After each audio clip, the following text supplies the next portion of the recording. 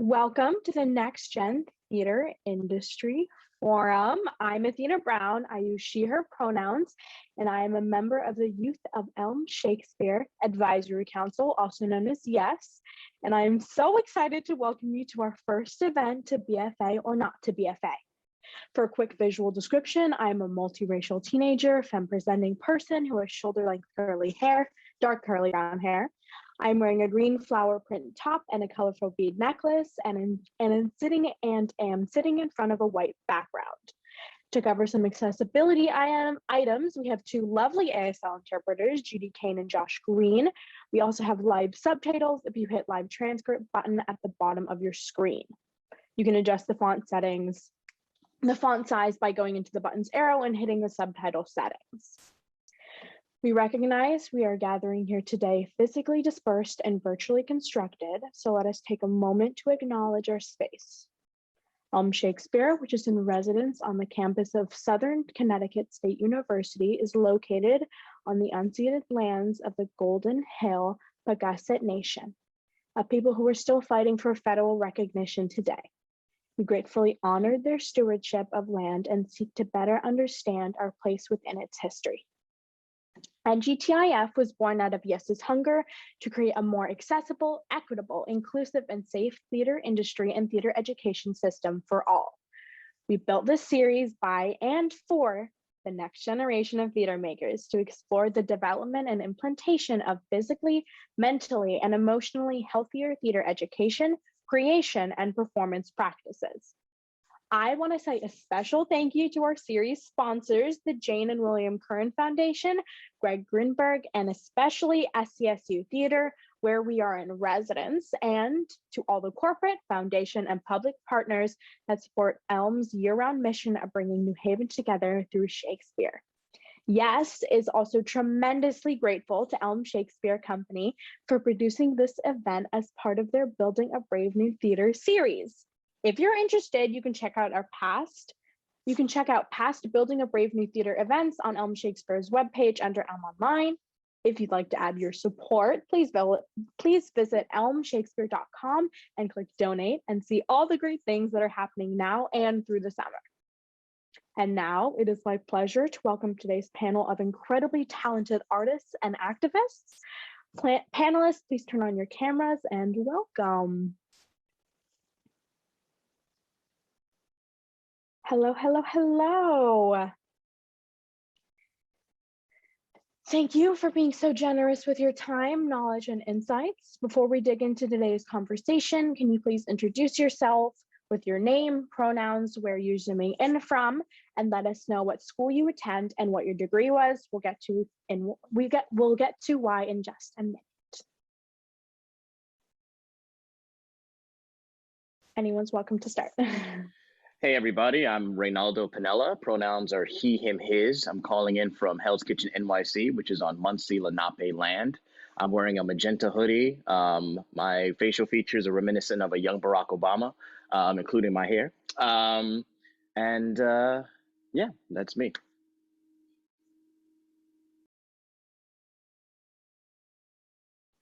Hey, feel free to pass it on or go ahead. Sorry. Hey y'all, my name is Clotilde Lee Horn. I use the pronouns her, she. I am zooming in from Canarsie lands, now known as Brooklyn. I am a caramel complected Black woman with curly afroed hair and a floral top in front of an exposed brick wall and a gray wall. I received my BFA from Boston University, and then about 5 years later, I went on to receive my MFA from Brown Trinity. All right, hey Carlos, can I pass it to you? Great, thanks, Clotilde. Hi everyone, my name is Carlos Fruzzetti. My pronouns are he, him. I am currently zooming in from the ancestral land of the Mohegan, Mashantucket, Pequot, Eastern Pequot, Lenape, Golden Hill, Pagusset, Nipmuc, and Schaghticoke peoples, which is where the University of Connecticut is, where I am currently in my second year of BFA training. I can pass it on to Eden. Hello, my name is Eden Ohione. My pronouns are she, her, hers. I am a multiracial woman with long, dark brown hair and dark brown eyes. I'm wearing a pistachio green blazer and black blouse. Behind me is the corner of a wall-mounted TV and a gray wall. I am zooming in from the land of the Kumeyaay people, also referred to San Diego, California. I attended Yale University for my BA and the Actor Studio Drama School for my MFA at Pace University.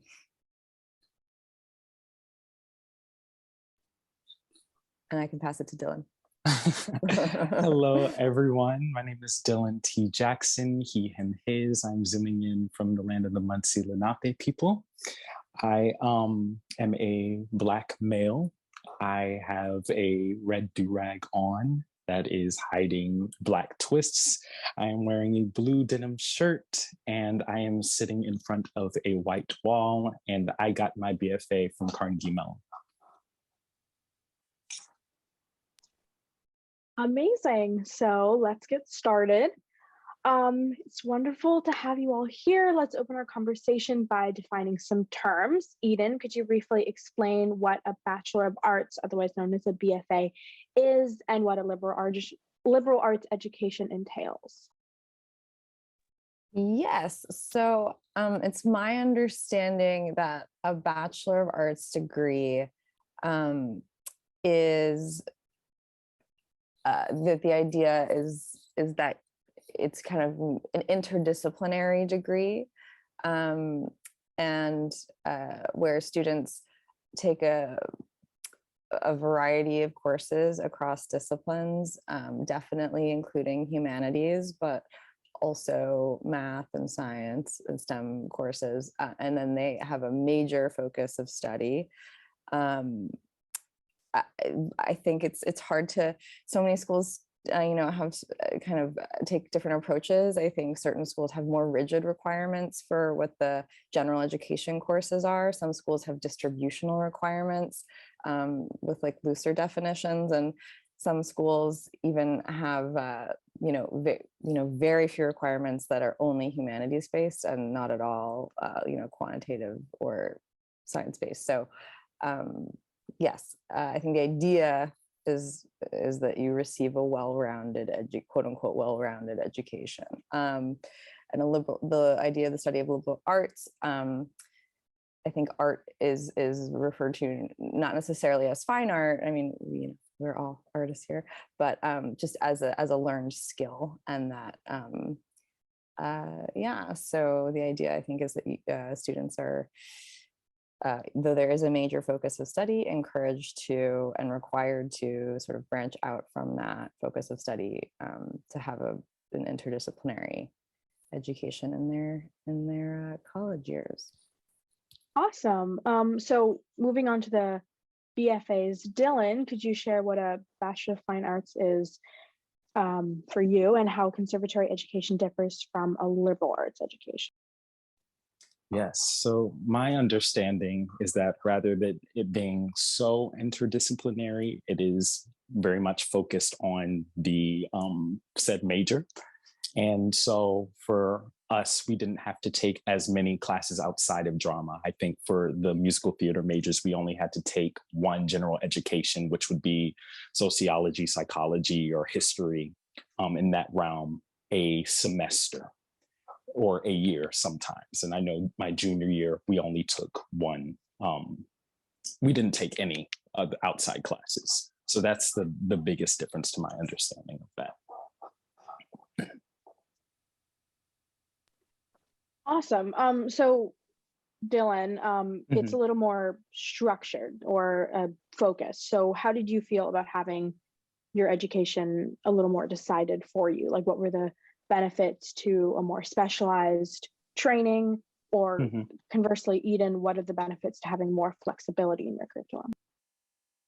Honestly, coming out of high school, I just wanted to go to a program to study theater. I wasn't really interested in in anything else. And now looking back, I do wish that there was a little bit more flexibility to take other classes and to just be more involved in the community of the university.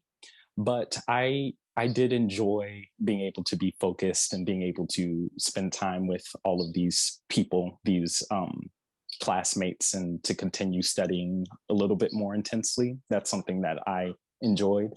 So. Yes, and in terms of what a BA offers, I think it was a good fit for me, and what I loved about it was the flexibility to sort of expand my academic horizons. My high school was, I went to a very large public high school where the class offerings were pretty limited, and resources were pretty limited, and but I had always been very interested in art and literature and math. I loved math. I love science. So it was nice for me to be able to get an education in theater, but to also kind of pull what I was learning in classes I'd never even dreamed of in high school into my kind of work as an actor and a writer and an artist while in school. So I feel like it is, taking classes in like the women's gender and sexuality studies department, or the film department, or taking classes on critical race theory or Karl Marx, just things that I was not at all exposed to in high school. Having the opportunity to do that was, I think, integral to my development as both an artist and a human. So just more flexibility, I think, is the benefit. But I'm sure we'll get into this later, but of course there are certain sacrifices that you make if you go that route too. Yeah, of course. So now looking into post-undergrad programs, Clotilde, would you be willing to explain what an MFA or Master of Fine Arts is? Oh, okay. Yes. So an MFA is a Master's of Fine Arts.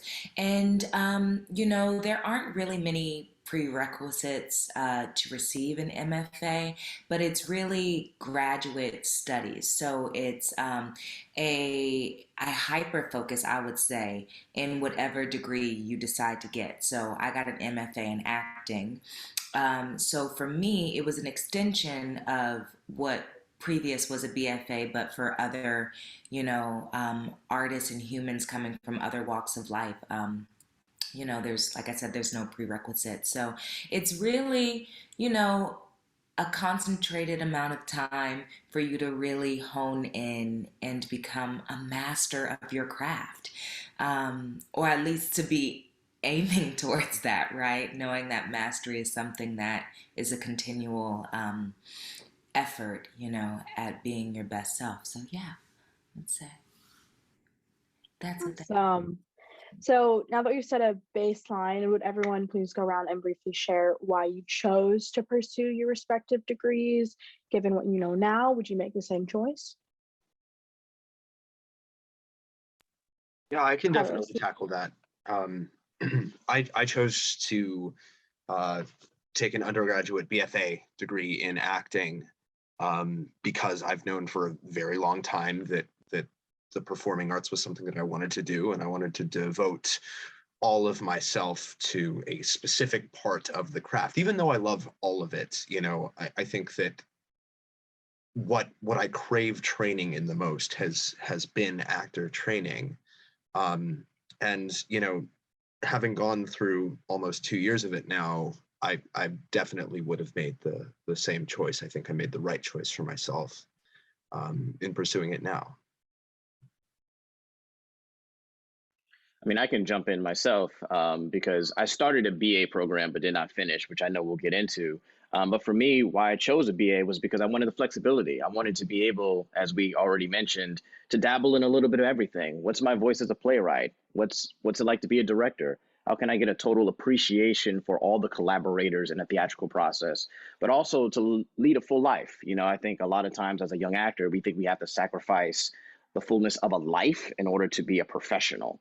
So the BA gave me the opportunity to just learn more about who I was, not just as an artist, but a human being. And I don't know necessarily if I would have chosen the same path in retrospect, just because of the gatekeepers in our industry. And what I mean by that is, there are casting directors, for example, who, love schools more than others. So you got a BFA from a top institution, those doors open a little easier than someone like myself who had to kind of beat the door down. So I just wonder if I had gone to an institution like Juilliard, for example, if my path would have been, a little simpler. Thank you. Dylan, you started on that earlier. Yes, I also knew that I wanted to pursue this from a younger age. And also musical theater specifically was sort of a newer skill that I was developing later in high school, later than a lot of my counterparts that I went to high school with. And so I wanted it to be something that I was exploring more in depth. Looking back, I don't think I would have changed it. I think there were some other schools that I would have auditioned for just because I didn't know about them, whose curriculums I think I would have gained from, but I don't think as far as the degree itself, I would have made any other decisions.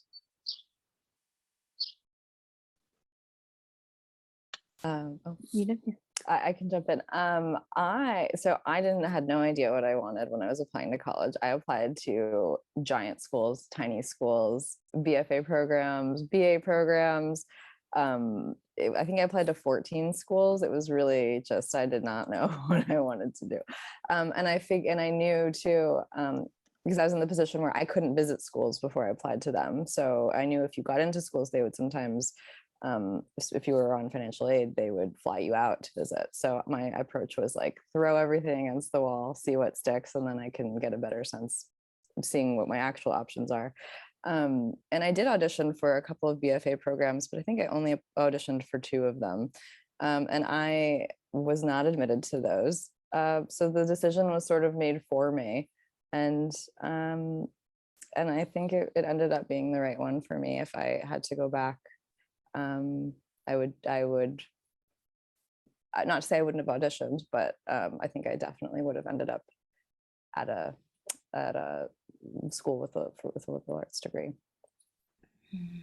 Eden, I really appreciate what you just said, because it just reminds me that in this quest that there's ultimately, I think we always end up exactly where we need to be. So there's no way in which I would have altered my course at all. I am one of 10 children, and I'm the first in my family to go to college, let alone graduate from 2 degrees, to have 2 degrees. So college was always something that was my heart's intent, right? So when I think about my time at Boston University, and this is why it's so important to really research the different schools and to get some intel about folks who are really, in these programs, because there's a way to finesse your way into whatever you want, right? At many of these schools, right? There might be logistics that you have to sort, but some schools will really help you focus on that. So receiving a BFA from Boston University, I actually got a degree in theater arts, which meant that I had a focus that was multidisciplinary, and I also received a minor in African American Studies. So I really started to tailor make my undergraduate experience, writing, directing, acting, and really also thinking about my summers as extensions of my training, and knowing that, what kind of school you go to can be a game changer because of the sort of resources and support that a university might have, and that might vary. So I really think about my education being encompassing of not only what I learned at Boston University, but what my summers brought me, as well as what my 5 years of professional experience post undergrad, choosing to go to graduate school to receive, a master's or just a hyper specialization in it. So I wouldn't change it, but also trust yourself. There is no right road, So since you said you mentioned the idea of your degree being kind of a gatekeeper, Ronaldo, how has your specific degree affected your acting career, your acting craft and your career? What knowledge or skills did you gain from your education? What do you think that you maybe lost? Sure, yeah. So to take it back to high school, I started acting really late. I went to high school for agriculture. I'm like, I'm going to be working on this farm. Look, you need something grown. I'm the dude. So then I discovered acting as a senior, right? And I'm like, I love this. I can suddenly express the fullness of my spirit, of my authentic self. So I found out about BFA auditions really late. I don't know about sort of the big business of BFA auditions where people have acting coaches for months and they pay hundreds or even thousands of dollars for a coach. So I get my two little monologues. I go up there to these schools and I do not get in anywhere, right? But I knew theater and acting was something I wanted to do. And I grew up in New York City, so I had the access. I could volunteer usher at Broadway shows. I could do things to be exposed to the craft. And I decided to enter a BA program at Brooklyn College, which is part of the City University of New York, because I figured it's affordable, it's accessible, and I can start dabbling my toes in professional waters. I can start auditioning for off Broadway stuff and student films and just get a sense of what the broader community is like.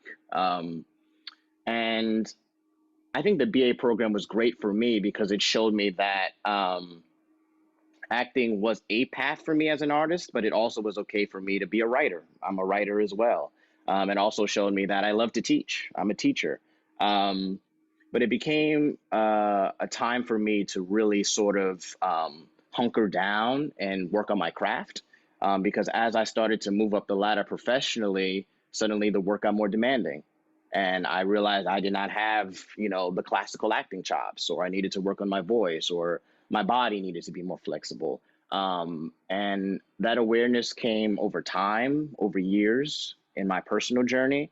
There certainly were a lot of people who doubted me because I did not have that stamp of approval from an institution. But then there were also people who appreciated my drive. Who saw a young man who didn't have the access or privilege as some of his other peers had, but wanted to tell the story, that wanted to, shine a light on people whose stories are not often told. And when I look at the people who I was crossing paths with as a teenager, I did a play off Broadway with, Dominique Morisseau. And she's like, yeah, I wrote a play. And I played Skeleton Crew, and that play was just on Broadway. I worked with Katori Hall before she won a Pulitzer Prize for Hot Wing King. So these were the people who were fresh out of schools themselves, who were trying to, get their footing in the industry, and we all were rising together. So I think a BA, even though I did not graduate at the time because of my professional work, it allowed me to get a sense of theater as a whole, just because I was just not exposed to it as a young person. Absolutely. So while we're still on the getting to acting training, why is it important to seek acting training? Like what access does it grant people, and what doors close when you don't have it? Anyone's welcome to take this. Honestly, I would go along with Reynaldo. There is a sense of gatekeeping, and I think at least in terms of the BFA or the degree, and separation from the actual training, because training, as Ronaldo said, and as Clotilde said, happens throughout your life. And I find that the one thing that the BFA or the degree does is gives a sense of false validity to your abilities to these gatekeepers.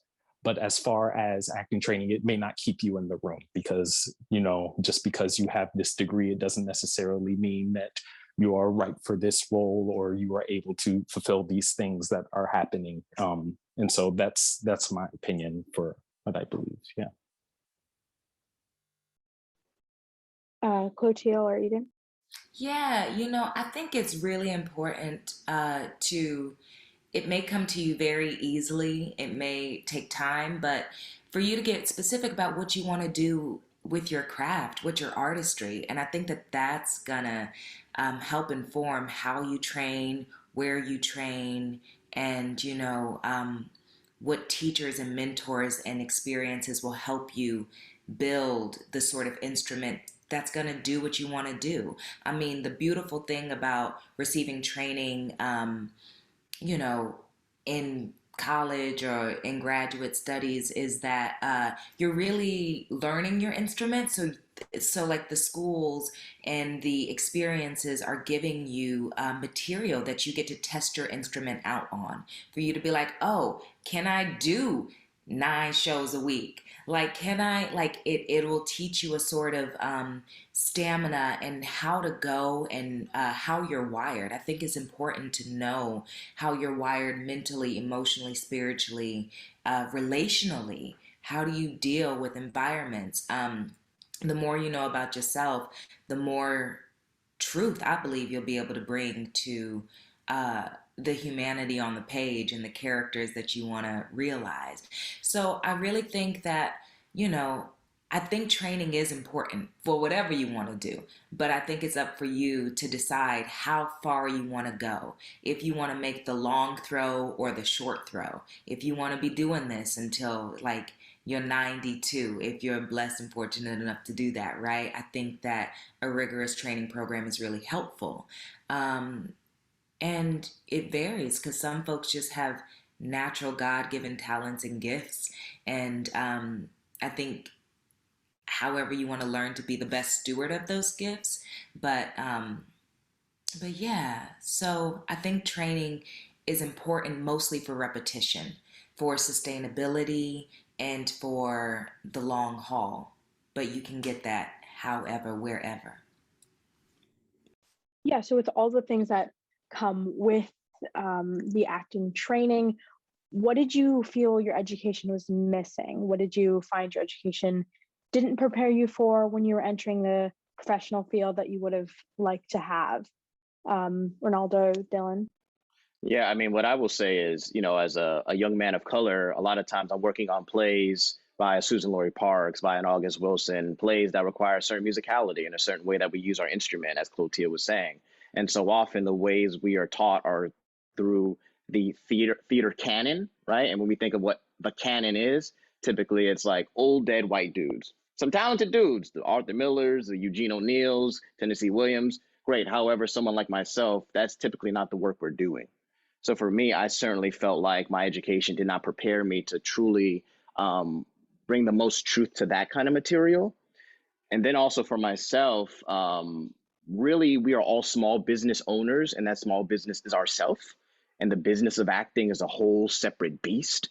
So I think in many ways, many institutions give you a great foundation in terms of, you know, the artistic side of things. But when it comes to the business, that foundational, I guess you would say, foundational aspect of the business that's going to keep you going, I felt like I was really shortchanged in that regard. Eden, do you want to take this?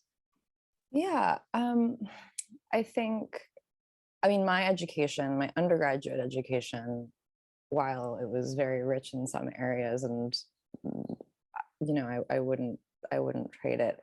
I felt it was really deficient in practicum. My school, the theater major is structured such that you have to have basically it's like half theory, half practice. And the practice I thought was really lacking. There were no voice classes, there were no movement classes. We, you know, some of us got together and cobbled together some of that training. I went to, I did, you know, some private study with, I mean, the School of Drama was there, so that was an awesome resource. And I did private study with one of the voice teachers there. We got together and found an Alexander technique teacher in the area and got a group together to take courses that. But I mean, it was not at all what you would get at a conservatory style program. And as a result, at the end, I mean, and Ronaldo spoke to this, especially if you want to do theater, I mean, your voice, you know, your voice and your body are so part of that. And it's either maybe is something that you have already, or it's something that needs to be developed. And for me, it was something that needed to be developed. And so when I graduated, I did not feel like I had that at all. And that's, you know, to me, it was a real hindrance just in my own kind of psyche. I think I really, it was something I was conscious of, and I felt I kind of got in my own way about it a bit. And I'll say one of the best acting courses I ever took was just in a tiny theater in Hell's Kitchen, like, you know, that I signed up for and ran on a monthly basis and was not at all affiliated with an institution. And that's some of the training that I call upon the most in my work.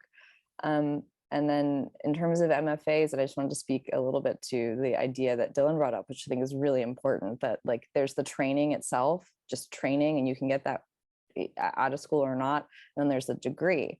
And Ronaldo also brought up, you know, certain schools are maybe looked at more than others. And I think that's true. I mean, I think certain schools have showcases that are more attended by the industry, and it's kind of you have more of a foot in the door right initially after graduating. You have more people maybe paying attention to your showcase or to this new crop of students. But the flip side of that I mean, and again, the Yale School of Drama, I think, is consistently rated one of the best schools. So kind of seeing this, I did not go to the Yale School of Drama, but seeing it happen and unfold, and seeing who had a career afterwards and who didn't. And as Clotilde said, you know, do you want to be doing this forever? Just knowing that even going to a highly regarded BFA or MFA program is not a ticket to anything. And, you know, they have, I mean, I'll use Yale as an example. They have, I think, about 14 actors that graduate every year. There aren't 14 new A-list, you know, Lupita Nyong'os that are entering the scene every year. It's, you know, one in every several years that have that kind of big A-list career you might be thinking of. But yeah, when you go to off-Broadway and Broadway shows and you see people's training, you do see that a lot of people have that. So I think it's like, what kind of career do you want? What kind of training do you want separate from the degree? But I don't think the degree itself, I haven't found, even from top schools, is a guarantee of anything in this industry at all. So it's really about commitment and heart and talent and training that you can get, as everyone has said, throughout your life, not just at one institution. It's interesting what Eden said about, you know, not having enough practicum, because, you know, currently being in the training program, you know, I'm finding sort of an opposite problem, which is that there is so much practice going on that there is very little time to really appreciate other aspects of theater. You know, I'm an actor, you know, my default settings are actor, I think, but, you know, I would love to apply more of what I know to things like dramaturgy and direction and playwriting. But, you know, where I am right now is very much, you know, actor centric, as it should be, because it's a BFA. And at the same time, there is still theory that I know that I'm not getting as much of, which can be a detriment.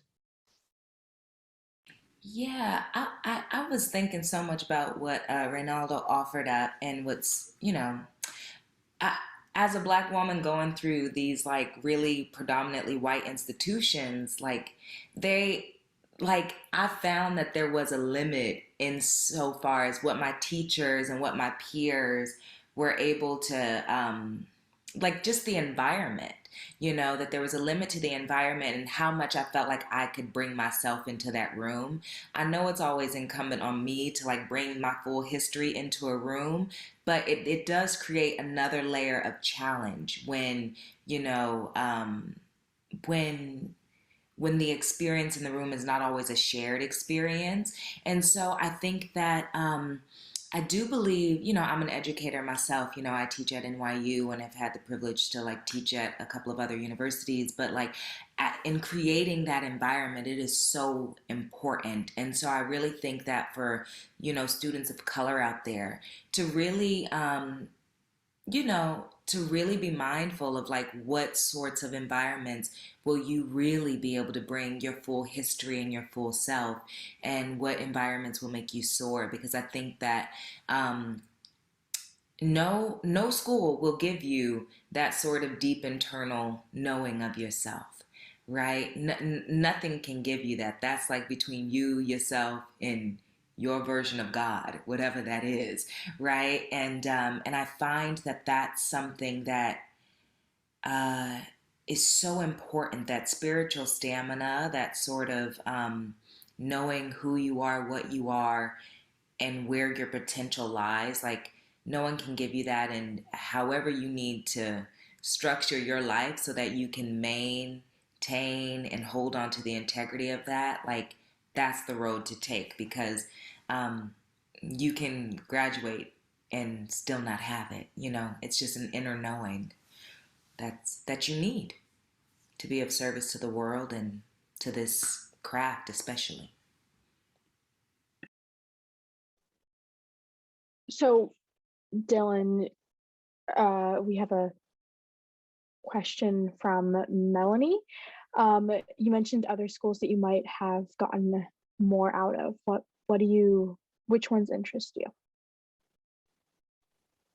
There was a school, Texas State University, that was an MT program that I just hadn't known about. And it was one that I have friends from now. And just speaking of their experience, it seemed like a place that I might have enjoyed going to. And then also Student Purchase in upstate, I believe, New York, was another school that I had found out about later that I also think I would have been interested in experiencing. So back to the previous point, how can a prospective student learn about the environment of their school before they attend? How did you, as a high school student, learn about schools? That was previously touched on by Eden and Ronaldo a little bit.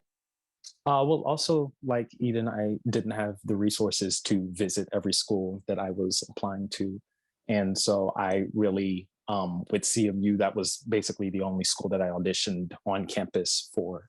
And that really gave me a sense of not only the school environment, but the environment that you're moving into in terms of the Pittsburgh or wherever you are. That environment also very much plays into how you respond at school. I'm sorry, what was the latter half of that question? Yeah, just like what you did as a high school student and how can other students learn about their environments and what is important to know about the school they attend? Yes. Well, I was fortunate to go to an art school where I had upperclassmen going to these programs. So because I didn't really know much, I was just asking them questions and applying to the schools that they were applying to. But I also think, especially in the age of social media, I don't think many people who are in these programs hate getting asked questions from prospective students. I know I've been reached out to by some prospective students that were just interested in the experience. And so I think that is definitely also a resource that students can use in terms of really getting the sense of the life outside of just the training that you get. I think reaching out to these people that are doing these programs is very beneficial in this age. Yeah, I think going in, it's really hard to know if you aren't physically there. I was in the process of applying when the pandemic. Well, I was in the process of figuring out what commitment was going to be when the pandemic began. So I really had no feasible way of, determining what exactly to do and how exactly to approach people because there was all of this isolation. But as Dylan said, with social media, I was able to communicate with certain people and get perspectives that I think it was important for me to get. I'm disabled, I have a chronic illness, so I was able to talk to a student at UConn who had the same chronic illness as I do to just be like, hey, do they validate it? Do they treat you with the resources and respect that you need? As a student of color, I went to other students of color and was like, how is this predominantly white institution, handling things? And having all of those mixed insights on like, okay, these are things that historically would be considered a disadvantage in a in an ableist and a racist society. So talking to students with similar lived experiences was extremely useful in figuring out, like, okay, this is an institution that is at the very least trying to better their process of understanding their more marginalized students. So, go ahead, Eden. I just wanted to echo that idea and build on it a little bit, just that, you know, I think the best way, as has been said, is to talk to students who are there and to talk to students who were there recently, because programs change a lot year to year to year, a lot, especially in the last several years. I mean, so much has happened that has forced the institutions to look inward, and so I'd say speak to recent students. And I think, you know, Dylan, I think absolutely right, you can reach out directly, and I think people are very happy to field those questions. But if you don't get luck with that, I think what I didn't realize, and I didn't do any of this, by the way, so this is coming from, like, if I had done something differently, I would have done this. Or reach out to the schools themselves, and if they are serious about wanting to find the right fit, or, you know, about wanting to answer questions, which they should be, they can put you in touch with someone who can answer your questions. I always thought of all these schools as these big institutions and they don't want to hear from me and blah blah blah, and it's like, that's not true at all. There's someone who works at the theater department who's happy to, and whose job it is to answer your questions and to do outreach, and that's what they want. So I'd say don't hesitate at all to reach out and ask to speak with someone. And as many have said, think about who you're speaking with and what their experience is. And you know, if I were to speak to, I mean, there are many people I could have spoken to that went to my program, and all of them would have said something different based on their lived experiences. So if there are particular things you want to know about, like, you know, how do they treat students of color? How do they treat students with disabilities? I think you should, you know, make your questions targeted and think about who they're coming from and whether or not they can really speak to those experiences. But I just really think, yeah, talking to the students who have the boots on the ground is so much more useful than the literature on the website or in a college book guide or professors. I mean, you know, they have a limited understanding of what the student's experience is. And I did not do any of that, and I wish I had. So I highly recommend everyone do that. So moving forward a little bit, I wanted to ask you guys, what did you sacrifice for your education that you might regret or tell your younger self not to sacrifice? Similarly, how would you take better care of your mental, physical, emotional health during your education, and how you've grown now in your careers, and how you apply those better practices now? Clotilde, you were talking about that a little bit earlier. Wow, y'all, that question just threw me. You know, in terms of sacrifice, I think, and this kind of goes to, I see a question around what are you unprepared to face coming from high school to a BFA program or even a BA. I think that even if you go to a very rigorous high school, I think that you're learning yourself at such a young age, as you're always learning yourself. But I think I was unprepared for the kind of time management skills. You know, I didn't have like a family environment that really taught me those sorts of things. So like time management, like you're in a BFA program, or at least I was. So like, you know, you're in class from 9 a.m., which means you got to be up earlier. You're like in rehearsals until 10 or 11 o'clock at night, and you still have homework to do. So like those are like some of those basic things of wear and tear that that is true even as a professional that I find now. You know, it's like it is certainly training us for an exhaustive experience, you know, within an exhaustive industry. But I would say that I was so grateful to find myself in therapy while I was an undergrad, you know, dealing with such a major shift of being the first, being the only, not having a lot of shared experience around me. That was discombobulating for me.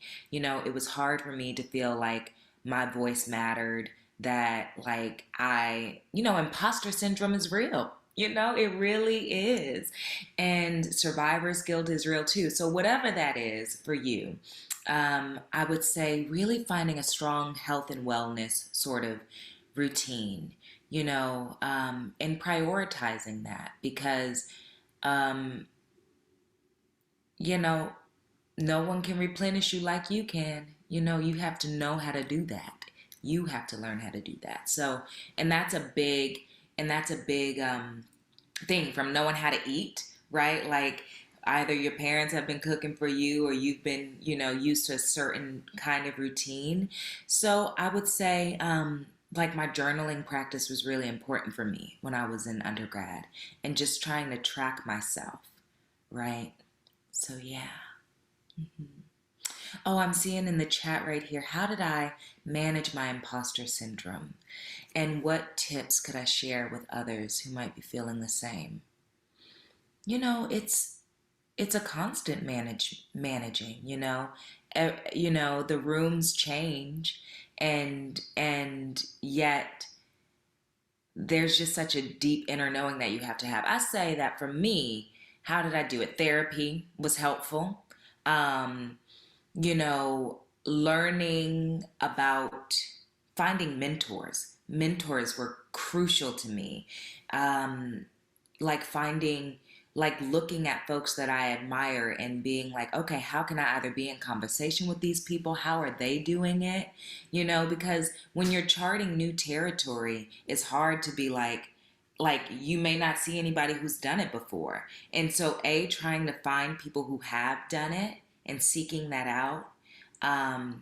And really that everyday conversation with yourself, so and also telling myself that like, oh, um I might feel like I'm the first, but I certainly won't be the last. So having a strong understanding of what my intentions are in terms of the kind of legacy that I want to carve out, like really helped me be like, all right, this story needs to be told. My story needs to be told, and I'm charting a pathway. So that's a lot, but I'll pause there and let other folks cycle in. I cannot agree more with what Clotilde said about finding mentors. That has been my sort of saving grace over these past few years is especially with, graduate students in my program, because I work very closely with them. A lot of them have many, many years in the industry before, coming back to school. And it's really great to talk to people who are in your corner, who are supportive of you, but also have the insight to tell you like, you need to rest.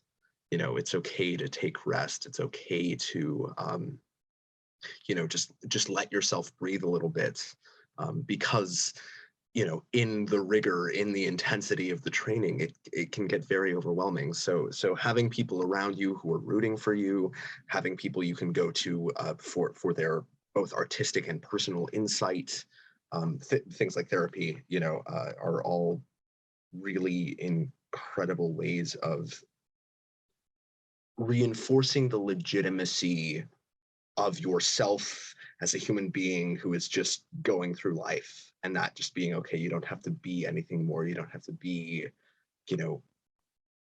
elevating to an unnatural sort of extent beyond what you ought to be. And having that those people around you to remind you of that is very, very helpful. At least it has been for me.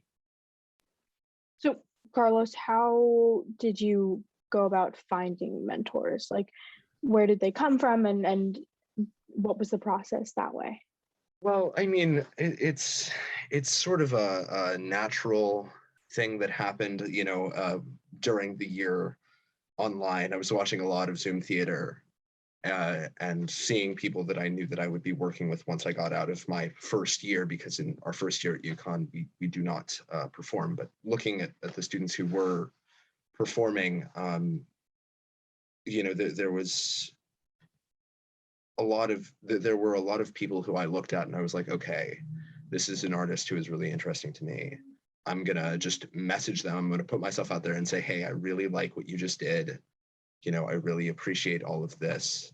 I would love to talk with you, just like really putting yourself out there. And once the year in person began this year, it was really easy once I started doing shows to be able to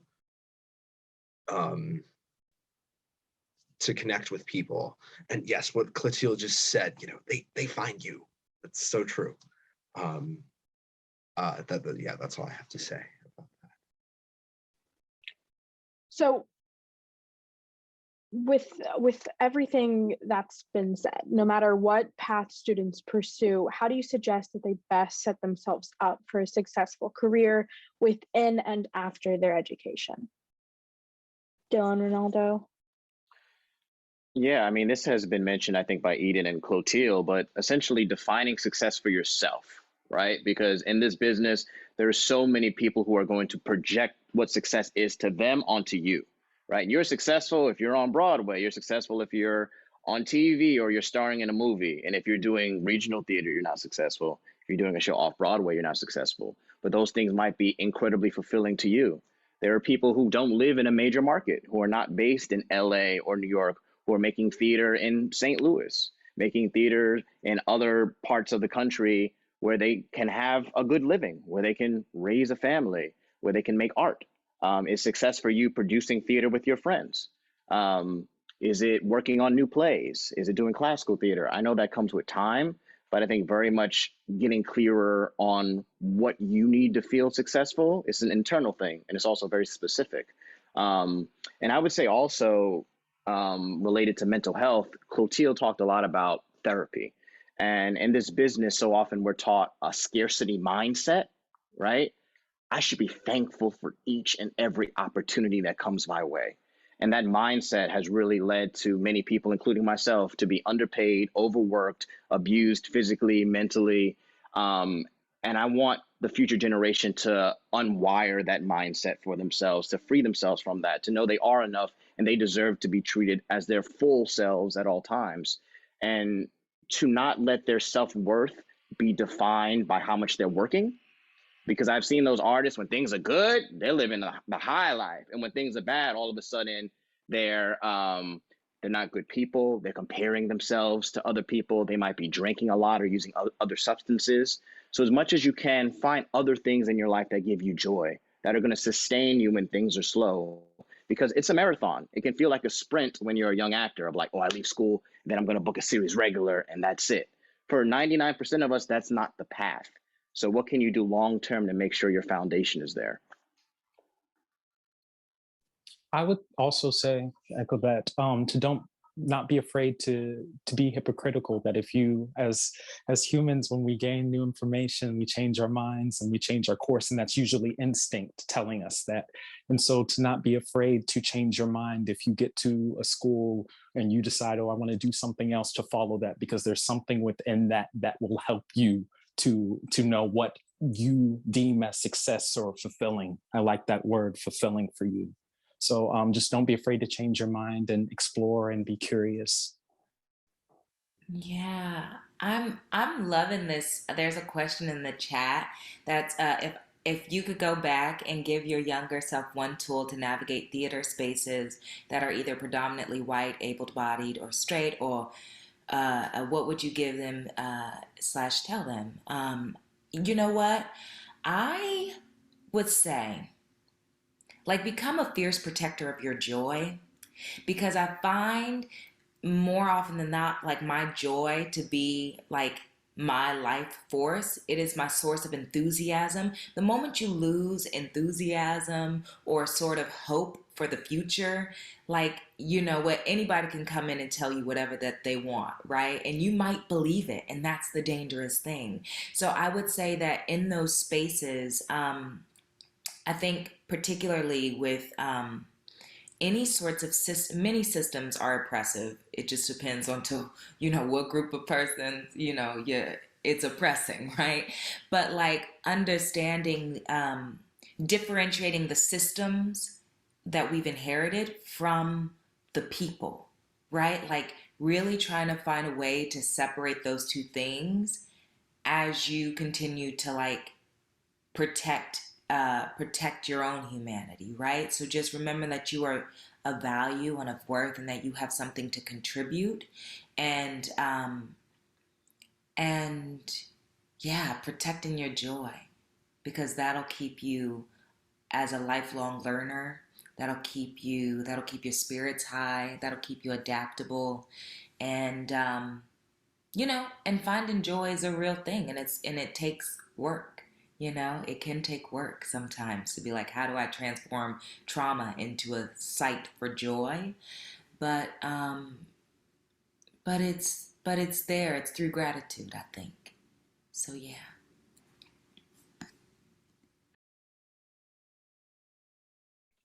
So, Clotia, you talked about separating the system and the institution from the people. What do you think that the system can do to improve within schools? I mean, obviously there's infinite amount, but like if anyone had to give specific things that impacted them and would be really helpful as professionals to change. Oh Lord. Okay. First of all, systems got to change, but systems won't change until our hearts are changed. So I think that that's really real too. So I think that, that scarcity mindset, right? That sort of, I think that, and as an educator, myself, I really strive to make sacred learning spaces, sacred learning environments where I think, okay, one thing. I said, always be a learner. I think that systems, there's a rigidity there. So like they don't want to change. But like if we all adopt like what it means to be a learner and know that everyone's our teacher and yet nobody can teach me, like I think that that is a systems change that begins with the person, but also begins with like the, like if schools and institutions were like, okay, I don't know. And I don't know. And it's okay for me not to know. How can I shift and adjust, right? I think that so often we think we're striving for security. But I think if there's anything that this global pandemic taught me and hopefully taught others is that security it's a false reality, that nothing is secure, things are always changing. So if we can embrace our learner spirits to be able to be like, okay, how am I adapting? What needs to change? How am I listening? I think that that's the way. I think that's the way to change it. But there's like, I could give you a litany of things that need to change within systems, and but we're not here for that. So, yeah. Absolutely. I mean, there's always things that need to be done. So we have a few questions from the chat. So how do young actors stay true to themselves when seeking education and theater training? Ariel's found that some schools want to have a cookie cutter actor. And does that apply in the professional world, the format or the template that schools give you? I think, and I mean, speaking specifically to the MFA training I received, I mean, it's the Stanislavski system, and that was it. And it wasn't, there were things that I got from it. I'm not going to say, approaches and techniques that I'm so grateful that I received. But I think whenever you're in an environment, you want to, I think, try to always zoom out and also realize that the world outside is still there, and it's not just that environment. So if you're in a particular school where they're saying this is the way, this is what you need to do, as Clotilde said, only you can know what is right for you, and just acknowledge that even if you go to the most highly regarded MFA or BFA program, it doesn't mean that if it doesn't jive with you, if a certain technique or approach or teacher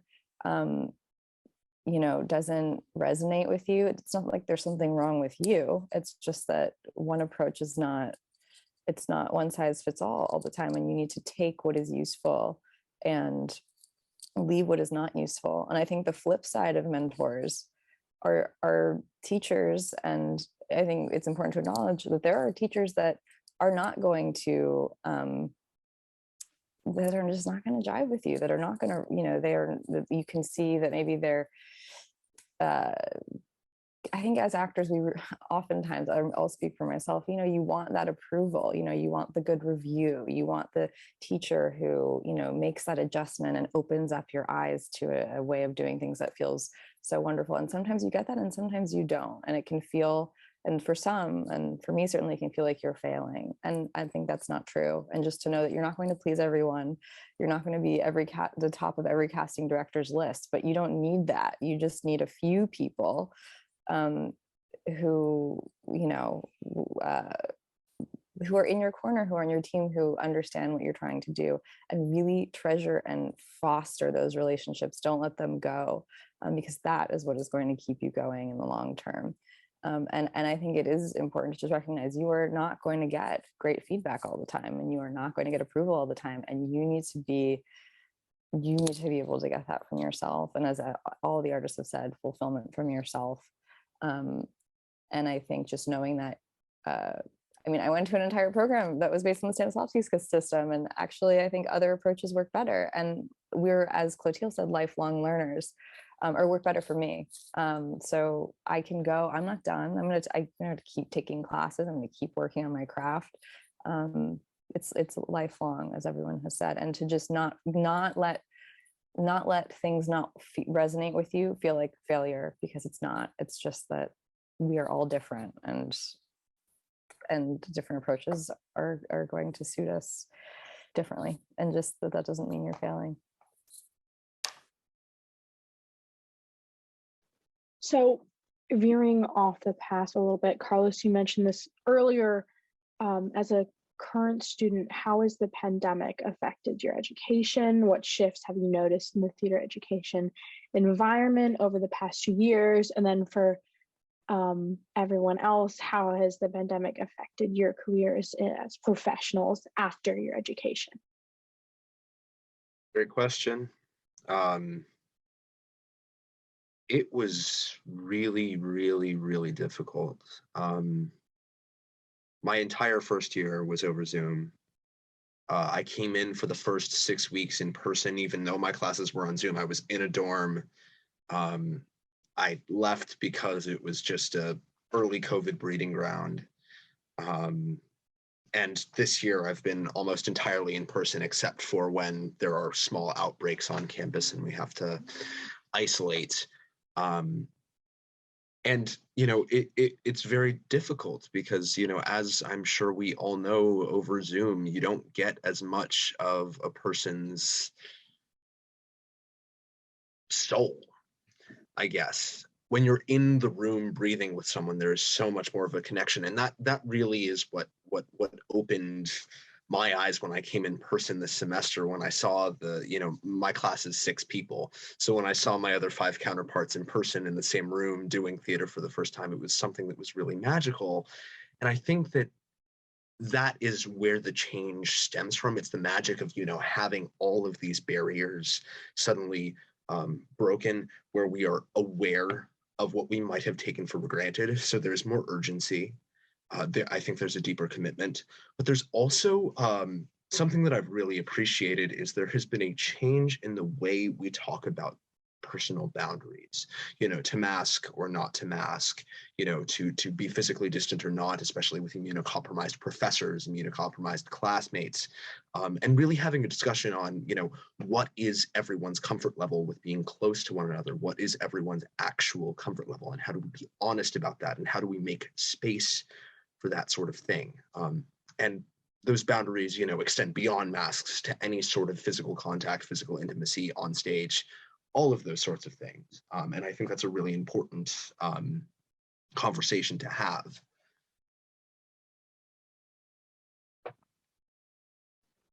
Absolutely. Does anyone want to take on how the pandemic has affected you guys as professional artists, and what your obvious education didn't prepare you for that way?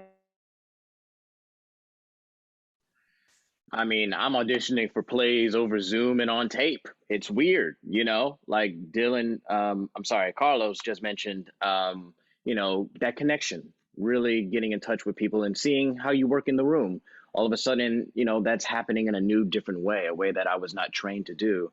So I think, you know, we keep talking about being curious, being flexible. I think this pandemic obviously has forced all of us as artists to adapt, you know, and it's a new way of working. And it's, you know, I don't know if I'm like totally an expert at it yet. It's a different way of operating, but something that I do enjoy about the changes the pandemic has brought on is in terms of accessibility. And what I mean is I've worked over Zoom with artists in Arizona, with artists all over the country and all over the world, because all of a sudden, instead of just being a New York centric new play development workshop, we can have artists from all over. So now all of a sudden we're getting this cross pollination of perspectives, which I really enjoy. And even in terms of the ways that theater is produced, you're seeing more theaters embrace digital, right? Which is amazing because all of a sudden I can watch something at Trinity Rep online. I can see what's happening at UConn. So I think it's really great because so many people we know cannot even afford to go to theater because of the money or geography. So I think I'm excited for the future of theater embracing the digital side of things. I was graduating. I was in New York for my final senior project when the pandemic happened. And in as traumatic as it's been, I was grateful to be in a space of pause, of the world being on pause, because I felt that, I mean, the industry is very much feels like a rat race at times. And it feels like if I take a break or if I stop, then I'm going to miss out on something. And so I was grateful that, okay, everyone is figuring this out. There's a lot more grace that I've found with the little experience that I've had auditioning and being in the industry. There's a lot more grace in understanding, like people have said, boundaries and understanding, oh, okay, we'll wait for you to figure this out. I think in general, grace has been something that has been more prominent. So for students today, how can they take advantage of the new digital theater world and the opportunities that come with the kind of being forced to change? Oh, I think it's so exciting. I think that there's an opportunity to, like, your studies can really increase. Like, you get to watch incredible film archives of shows that are being produced. So, like, you could be in Ohio at a little school and you can be seeing what's happening, you know, on the cutting edge of theater. And so I would say, like, embracing you know, studying films, you know, embracing watching, you know, digital theater. I remember when I first moved to New York, when I was like, you know, just auditioning and trying to figure things out. Lincoln Center has this film archival of all the plays, like on, you know, Broadway or just digital catalogs. And I would spend time just going in there and studying and watching. And it's so cool because now you don't need to have no library card at Lincoln Center Theater to do that. Okay, you can see what's happening in the UK and, you know, both abroad and locally. So embrace that as a means for study and research and your imagination, and yeah, and create and, like, you know, and just create. Do a little video diary of yourself. Give, you know, just in front of the camera and talk to yourself about your dreams, you know. I think it's a really cool way to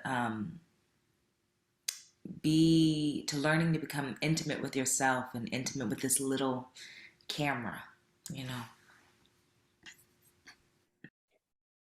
Absolutely. So can we all go around as kind of a closure um, and share one resource you would like to leave with our audience today, whether it be book or podcast, article, quote, anything that you found helpful? Dylan, could you please start? For sure. I have a little quote from Letters to a Young Poet by Rainer Maria Rilke. And I'll give a short version of it, but it says, you ask whether your verses are any good. You ask me, you have asked others before this. You send them to magazines, you compare them with other poems. You are upset when certain editors reject your work. I beg you to stop doing that sort of thing. You are looking outside, and that is what you must avoid right now. No one can advise you or help you. There's only one thing you should do. Go into yourself. Find the reason that commands you to write. See whether it has spread its roots into the very depths of your heart. This most of all, ask yourself in the most silent hour of your night, must I write? Dig into yourself for a deep answer. And if this answer rings out in assent, if you meet this solemn question with a strong, simple, I must, then build your life in accordance with this necessity. That helps really in the times where you are either going through a class that is difficult, or even lifetime things that are difficult to really understand the purpose for why you are doing things. Makes it easier to get through difficult periods. So that's something for me. Ronaldo? Sure, I'm gonna go get this book right now. The book is The Artist's Way. It's by Julia Cameron. It's a book I really love. It's a book I started at a low point in my life. And essentially, people would call this a self-help book, but it's a book that makes you dive deep into who you are as an artist, right? Because everyone is an artist. But there are parts of ourselves that so often society tells us aren't acceptable. There are parts of ourselves that trauma hides or buries deep within us. And this book really allows us to start to heal those wounds, to figure out who are the people in our life that really heal us, that uplift us. What are the things in our life that bring us joy? What are the things we need to feel full? So it's a book that asks you to really dive deep, but also at the end of the journey, you realize that you're manifesting so many things that you've been wanting to do for a long time. So I recently redid the book. Just because it's something that you can revisit at different stages in your life. So The Artist's Way by Julia Cameron. Thank you so much. Eden? Yeah, I'm going to cheat, and I'm going to give you two really quickly that were given to me by a friend, and I read them back to back. One is called Breaking and Entering by Phil Carlson, a former agent. It's when I kind of had no idea how the industry worked, and I had no idea what my place was in it, or if I even had a place in it. I read it. It's just full of wonderful, practical, and empowering advice. And I felt like so excited to like get out of school and just get in there. So that's one. And so the second one is, I forget the exact title, but it's Jenna Fisher, who, actor who plays Pam on The Office, is I think maybe her best known role, but it's called An Actor's Survival Guide, something like that.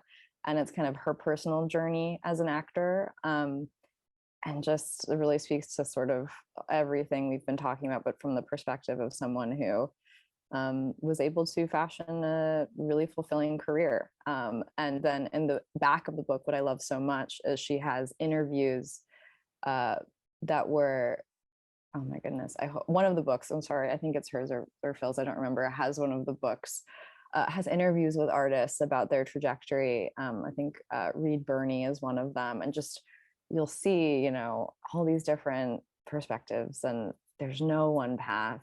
And sometimes it feels like it's hopeless, but it's not. So I was really inspired by both of those books, and I think they're a nice pair. Yeah, that's awesome. We're almost out of time, so very quickly, Clotilde and Carlos. Yeah, I'm gonna say y'all need to stop stealing books off of my bookshelf, because I love all of those. And there are two. Free Play, Improvisation in Life and Art by Stephen Nakomovich. Don't know how to say it, but it's a good book. And also Radical Wholeness, The Embodied Present and the Ordinary Grace of Being by Jeff Brown. And I'll just holler back out that that August Wilson quote: confront the dark parts of yourself and work to banish them with illumination and forgiveness. Your willingness to wrestle with your demons will cause your angels to sing. August Wilson. Quote for life. So this is something that was shared with me while I was in a production this past semester. It's this essay, poem, manifesto. It's called Fear in the Creative Process, a Manifesto for Creative Survival. And I just want to read one small part of it. And that part is try out as many ideas as you can. Be artistically promiscuous. Practice healthy detachment. Lower the stakes, but not the bar. So yes, that is mine. Thank you all so much. This has been an incredible conversation, and we are so grateful you joined us today. For audience members, my peers, my Yes member peers have shared some of the resources in the chat so you guys can get access to those. Thank you all for joining us today. We welcome you to our next event, Holding Institutions Accountable at 1:30 today. Free registration is still open. Thank you to everyone who has joined us today. And again, a huge thank you to our brilliant panelists. Bye, everyone.